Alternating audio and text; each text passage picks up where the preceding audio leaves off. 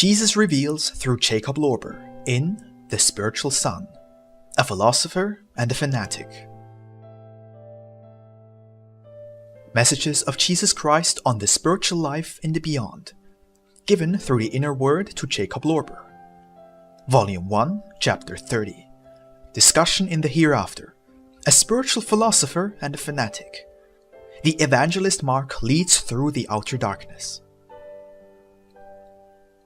Look, if you can discern something, you would see about 50 normal steps from us, another couple. Let us go straight there.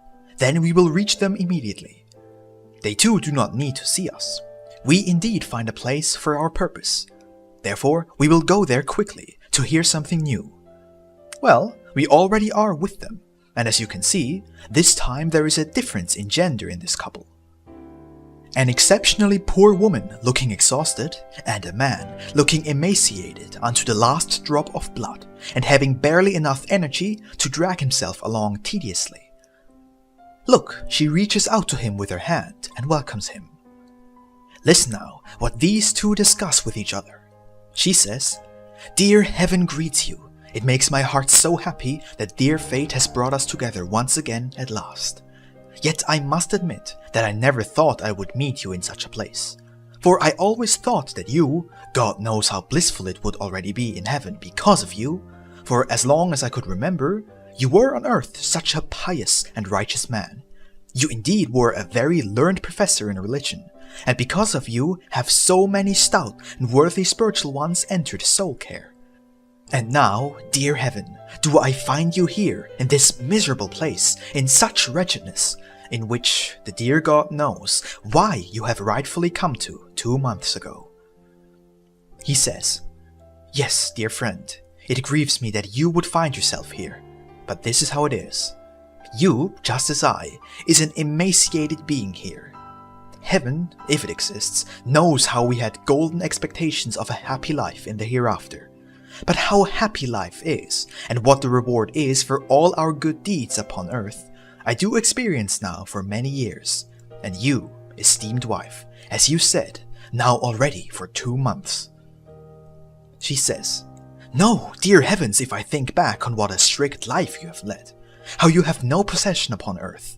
When you preached, all the people in the church sit there, sighing and weeping, and what beautiful lessons and admonitions did you give in the confession booth. How thoughtful have you presented the Holy Mass. Therefore, I can truly not understand how you could rightfully come here.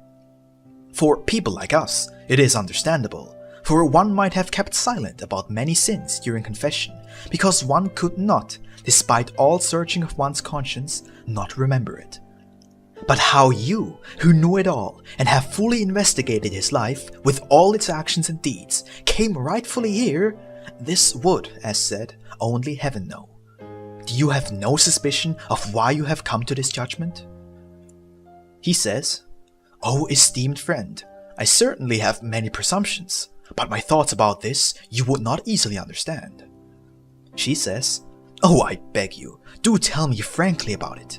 Who knows if it would not be of use to me?" He says, "Well, I will tell you the one or the other about it, but it is not my fault if you do not like it. Therefore, I will tell you frankly what I suspect. I do suspect that there is neither a God nor some or the other heaven, and I do suspect with founded reasons that we people are nothing but the work of nature. When the crude matter, like a covering of the natural life power, falls away, only the natural power of life keeps on existing for a while, but she also will die down eventually. The power distributes itself in space, like the power of gunpowder outside the barrel of a cannon, and then it is eternally over and done with those people who had so much expectation. If you would look keenly to me and see how I have already come close to complete decomposition and destruction, my suspicion will become even in this dark, dark night even clearer than the sun upon earth on a bright midday." She says, "Oh, my dear heavens! If it exists, as you say, this is indeed terrible. Yes, yes, you would know better than I. Even on earth I sometimes thought, like my once highly learned and prominent lord once said, that there is nothing after death. Only now I see that the Lord has spoken the truth. Therefore, it will in time go with me as it is with you now. On earth, when I would fare badly, I still could say, "My God and my Master, do not forsake me." But what can I do now if there is no God?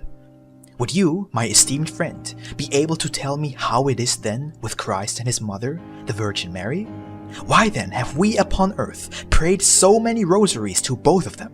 And why have you read so thoughtfully so many masses, if it is like you told me now? He says, "Yes, dear friend, it only occurred to me here.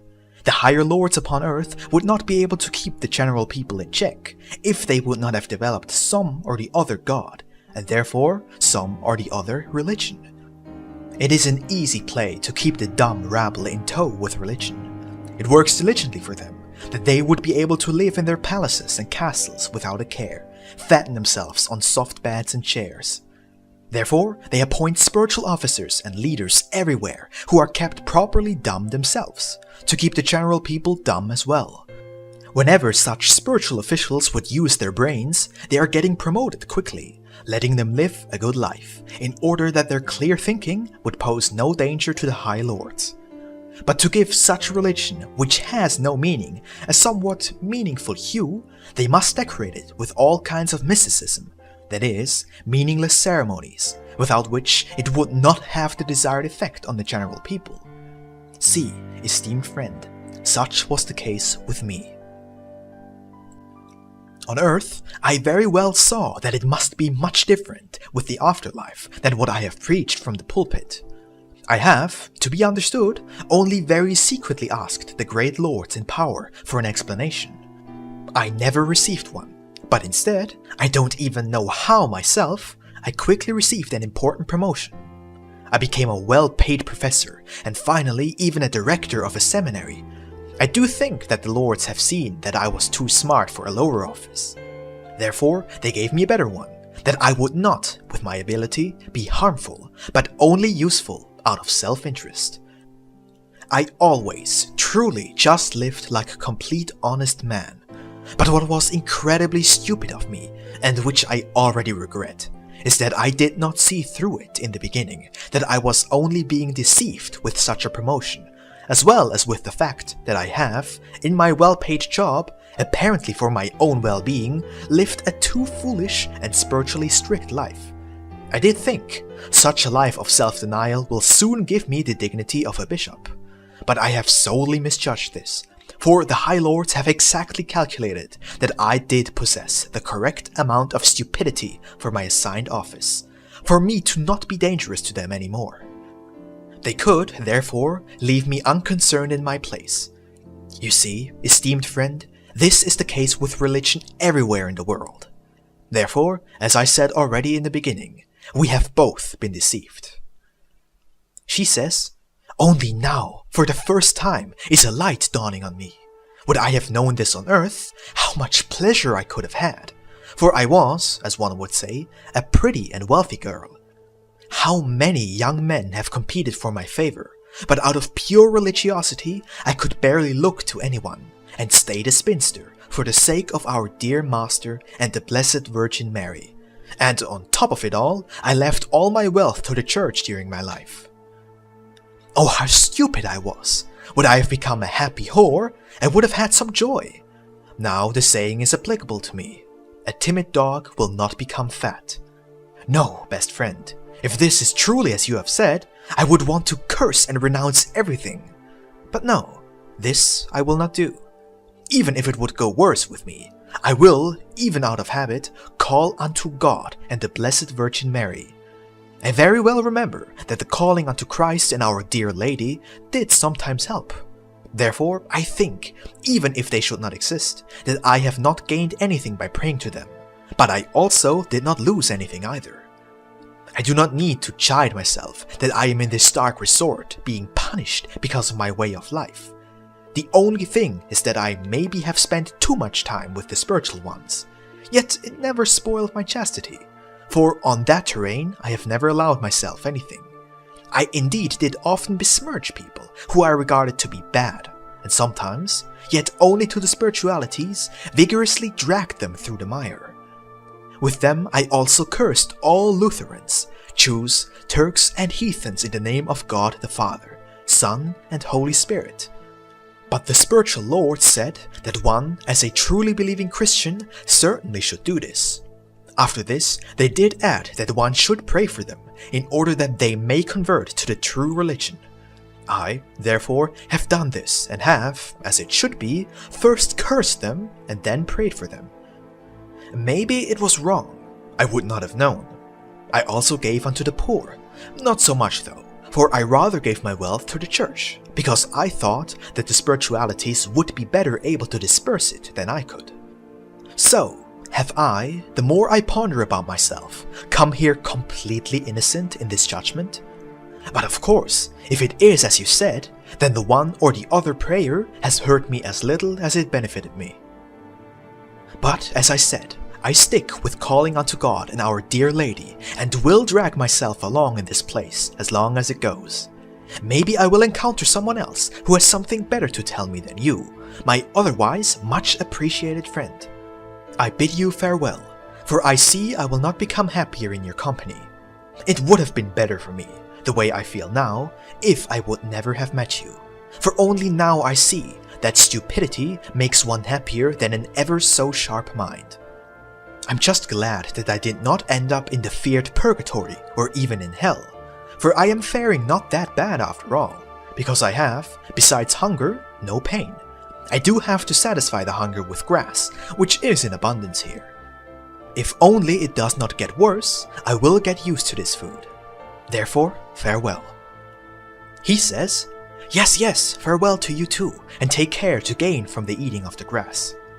I do wish you bon appetit. I did not have the luck to find an abundant grassy field, but only moss, and that was, up until now, very sparsely my only source of food. Look, they both depart, he in a more northerly direction, she closer to the midday. You say, we cannot really see why they would find themselves in this region. Concerning him, judging by his statements, he seems to have grounded reasoning. My dear friends, this you should be able to see at first glance. How is it with the love of someone who does a certain thing for either an immediate reward or a future reward? Is it not self-love? For whoever does the good and right thing out of any measure of self-interest likes himself too much and does everything to take care of himself as well as possible. It was the same way with her, who gave away everything she owned to receive heaven, the way someone else would spend all his wealth for some worldly goods. Yet they have not even a faint idea of true love for Christ, which should always be highly unselfish. Therefore, her hunger for a reward needs to be completely eradicated here, and she needs to be compelled to search for God and long for Him. Only then will it be possible for her to come closer to the true love and compassion of the Master. Likewise, does he need to consider himself destroyed before he will be able to receive a higher mercy? You should therefore never consider anyone completely lost, but know that for many, according to your reckoning of time, 100, 1,000, and another 1,000 years can pass before they will be able to receive a higher mercy. For you to experience even more closely the variety of reasons why many people come here, we will move on. Only when we will encounter whole companies, you will receive greater light, and then you will see with what countless kinds of foolishness people living in the current world of better humanity on earth are infused with, and that they perform good deeds mostly out of personal interest. We'll leave it at that for today.